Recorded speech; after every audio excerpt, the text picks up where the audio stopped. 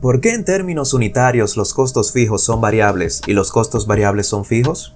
Esta fue la pregunta que me hizo mi amigo Emanuel Bustos, pero no me sabía la respuesta, lo que me dejó pensando en si esto era cierto o era falso.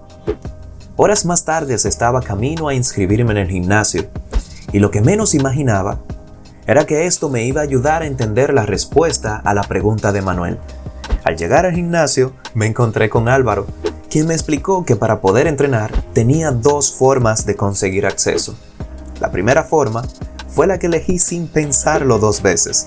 Pagaba 150 pesos cada vez que fuera a entrenar.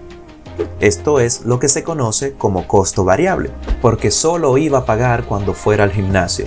O sea, que la cantidad de dinero que pagaba cada mes en el gimnasio era variable. Los meses que entrenaba más, pagaba más, y los meses que entrenaba menos, pagaba menos.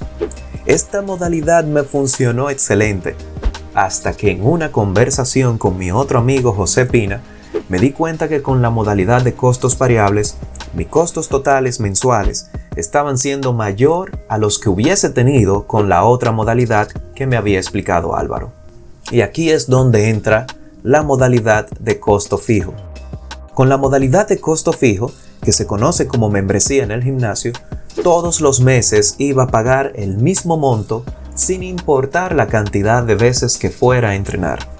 Lo que realmente me sorprendió fue que la cantidad de dinero que iba a pagar todos los meses iba a ser menor a la cantidad de dinero que ya estaba pagando por la modalidad de costo variable, ya que prácticamente iba a entrenar todos los días. Por lo tanto, no había que pensarlo mucho. Tal como me recomendaron Álvaro y José, era tiempo de abandonar la modalidad de costo variable por la modalidad de costo fijo. Hasta ese momento todo iba de maravilla. Sin importar la cantidad de veces que fuera a entrenar, todos los meses pagaba el mismo monto en el gimnasio, y este monto era menor a lo que había pagado los meses anteriores con la modalidad de costo variable.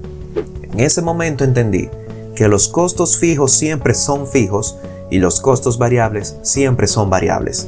Así que llamé a Emanuel para decirle esto.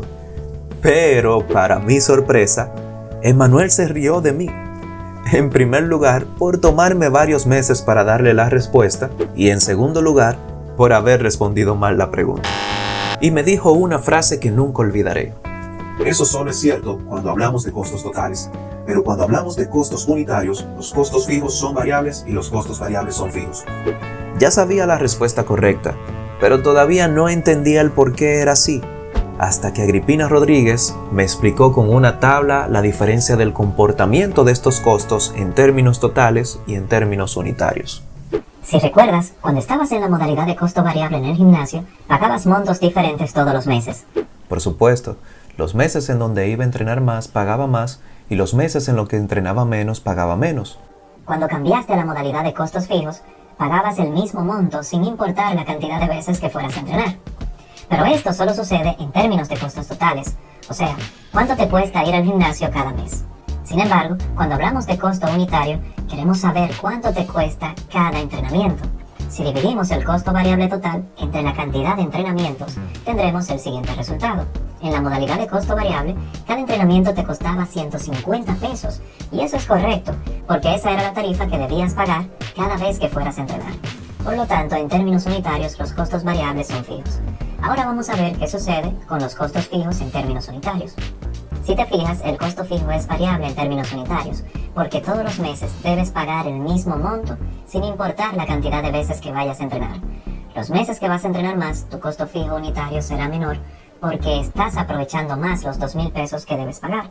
Sin embargo, aquellos meses donde vas a entrenar en menos ocasiones, tus costos fijos serán mayores. Por lo tanto, los costos fijos en términos unitarios son variables y los costos variables en términos unitarios son fijos. Muchas gracias, Agripina. Ya pude entender. Y si tú quieres aprender más sobre los costos fijos y variables, no puedes perderte este video.